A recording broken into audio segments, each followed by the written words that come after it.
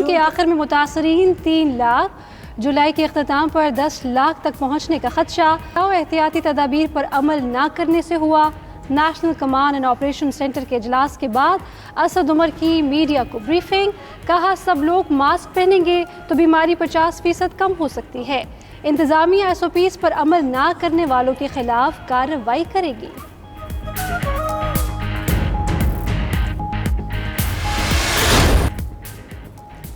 NAB کا شہباز شریف کے بیٹے سلمان شہباز کو انٹرپول کے ذریعے لانے کا فیصلہ۔ ترجمان نیب کے مطابق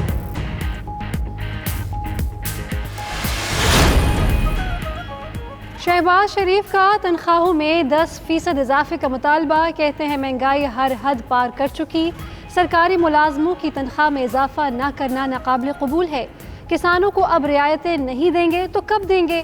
ادھر شہباز گل کا کہنا ہے وزیر اعظم کو سرکاری ملازمتوں کی مشکلات کا احساس ہے، کورونا کے باعث معیشت دباؤ میں ہے، حالات بہتر ہوتے ہی ریلیف دیا جائے گا۔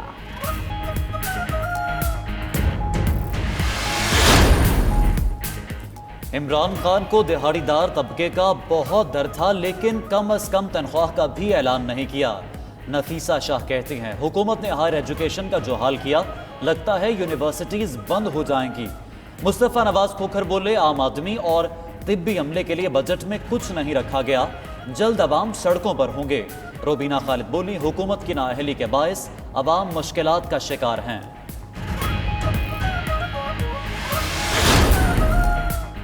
امیر جماعت اسلامی کا وفاقی بجٹ مسترد، نظر ثانی کا مطالبہ۔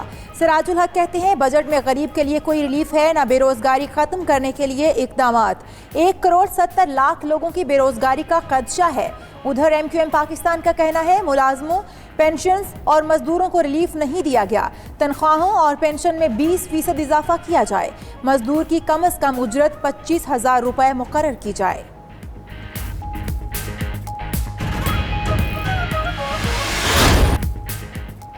$5.5 ارب کے بیرونی قرضے کی ادائیگی میں تاخیر کی سہولت، حکومت کی تاریخی ریلیف۔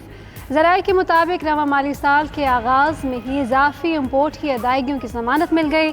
ادھر حفیظ شیخ کا کہنا ہے برآمدات اور ترسیلات زر متاثر ہونے پر بجٹ بنانے میں مشکل ہوئی، مسائل کے باوجود غریبوں کی مدد کے لیے کورونا ریلیف فنڈ قائم کر دیا۔ پبلک پرائیویٹ پارٹنرشپ کے تحت 1813 کلومیٹر سڑکیں بنائیں گے۔ مراد سعید کا کہنا ہے قومی شاہراہوں پر زیتون کے درخت لگانے کے لیے نیشنل بینک سے معاہدہ ہو گیا۔ بلوچستان اور جنوبی خیبر پختونخوا کے علاقے بھی سی پیک کا حصہ بن رہے ہیں۔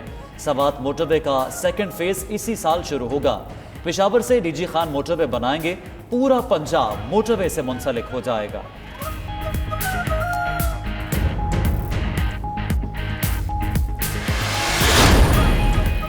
پاکستان شوگر ملز ایسوسی ایشن کی وزارت صنعت و پیداوار کو خط۔ شوگر ملز ایسوسی ایشن نے یوٹیلیٹی سٹورز کے لیے سستی چینی فراہمی پر جواب دے دیا۔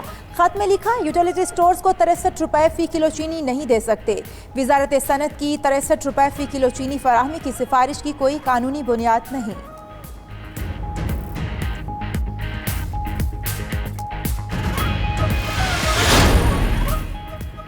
سندھ حکومت وعدہ نبھائے اور قبائلیوں کو NFC کا 3% حصہ دے، مشیر اطلاعات خیبر پختونخوا اجمل وزیر کا مطالبہ۔ مرتضی وہاب نے کہا سندھ حکومت نے کبھی قبائلی علاقوں کو مراعات دینے کی مخالفت نہیں کی، قبائلی اضلاع آزاد کشمیر اور گلگت بلتستان کو وفاق اپنے شیئر میں سے مزید حصہ دے۔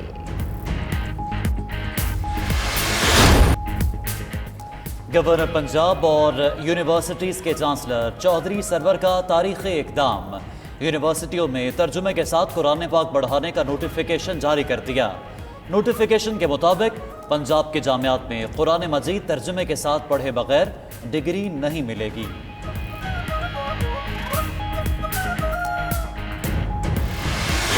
اپنا پلازما عطیہ کریں، ہم وطنوں کی زندگی بچائیں۔ 0334192026 پر واٹس ایپ کیجیے۔ 92 نیوز پلازما عطیہ کرنے میں آپ کے لیے مددگار ثابت ہوگا۔ خطیب بادشاہی مسجد مولانا عبدالخبیر آزاد، کرکٹر سعید اجمل، استاد حامد علی خان اور محسن عباس کی بھی پلازما عطیہ کرنے کی اپیل۔ ینگ ڈاکٹرز ایسوسی ایشن پنجاب کے صدر سلمان حسیب کا اپنے خون کا پلازما ڈونیٹ کرنے کا اعلان۔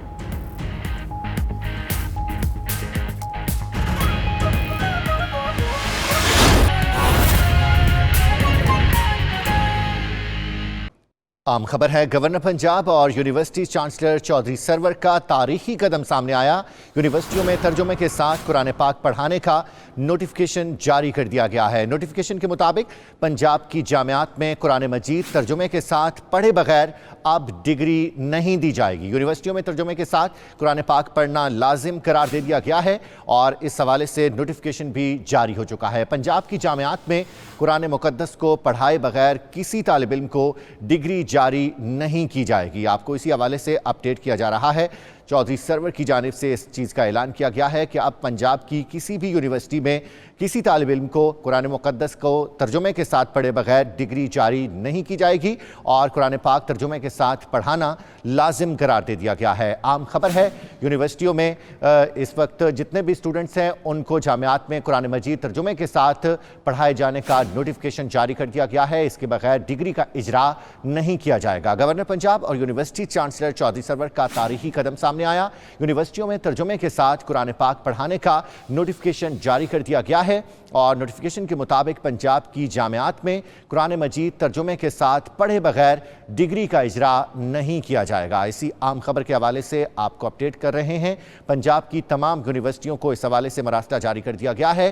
اب ڈگری تبھی ملے گی جب قرآن پاک ترجمے کے ساتھ پڑھایا جائے گا۔ یونیورسٹی چانسلر چودھری سرور نے اس حوالے سے بات کی اور ان کی جانب سے کہا گیا کہ اب کسی طالب علم کو ڈگری کا اجرا نہیں کیا جائے گا۔ تمام یونیورسٹیوں میں قرآن پاک ترجمے کے ساتھ پڑھانا لازم قرار دے دیا گیا ہے۔ خطیب بادشاہی مسجد مولانا عبدالخبیر آزاد صاحب بھی ہمارے ساتھ موجود ہیں، ان سے بات کرتے ہیں کہ وہ حکومت کے اس فیصلے کو کس طرح سے دیکھتے ہیں۔ چیئرمین پاکستان علماء کونسل علامہ طاہر اشرفی بھی ہمارے ساتھ موجود ہوں گے، ان سے بھی جاننے کی کوشش کریں گے کہ نوجوان نسل کے لیے اور دین سے متعلق محبت کے لیے حکومت کا یہ قدم کتنا عام ہے۔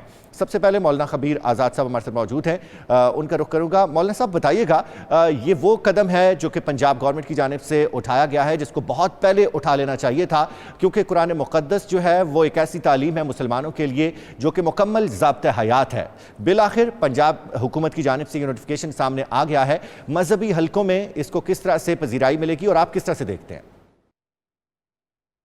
سب سے پہلے تو میں حکومت پنجاب کو اور بالخصوص جناب گورنر پنجاب چودھری محمد سرور صاحب کو ہدیہ تبریک پیش کرتا ہوں اور حکومت پاکستان کو ہدیہ تبریک پیش کرتا ہوں کہ انہوں نے قرآن کریم اور اس کے ترجمے کو لازم قرار دے دیا ہے، بلکہ یہ کہا گیا ہے کہ اس وقت تک ڈگری نہیں ملے گی جب تک کہ قرآن مجید کا ترجمہ بچے جو ہیں وہ پڑھ نہیں رہیں گے۔ قرآن کریم جو ہے وہ پوری کی پوری انسانیت کے لیے رشد و ہدایت کا سرچشمہ ہے، اور میں یہ سمجھتا ہوں کہ دنیا کے اندر جو علوم پڑھائے جاتے ہیں تو دیگر مذاہب بھی اپنی اپنی بکس اپنی کتابیں جو ہیں ان کو بچوں کے سامنے رکھتے ہیں اور پڑھاتے ہیں۔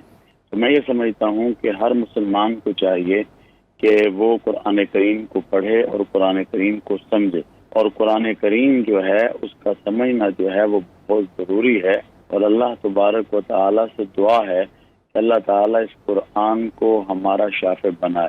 اور میں یہ سمجھتا ہوں کہ بچوں کو چاہیے کہ وہ کلاسز کے اندر جو ترجمہ قرآن اور قرآن کریم پڑھانے کا جو سلسلہ شروع ہوا ہے اس کو سیکھیں بھی اور پھر آگے سکھائیں بھی۔